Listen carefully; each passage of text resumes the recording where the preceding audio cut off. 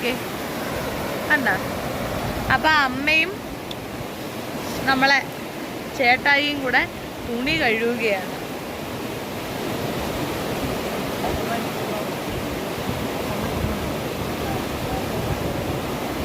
കണ്ട, കമ്പിളി കഴുകുക.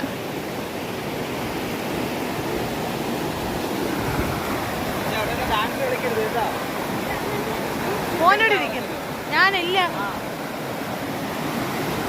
കണ്ടോ, വെള്ളത്തിന്റെ ഒഴുക്ക് നിങ്ങൾക്ക് കാണാമെന്ന്. ഇത്രയും ഒഴുക്കുള്ള പുഴയിലാണ് ഇവിടെ അമ്മയും അച്ചായും തുണി കഴുകുന്നത്. കണ്ടോ, നോക്കിക്കോളൂ.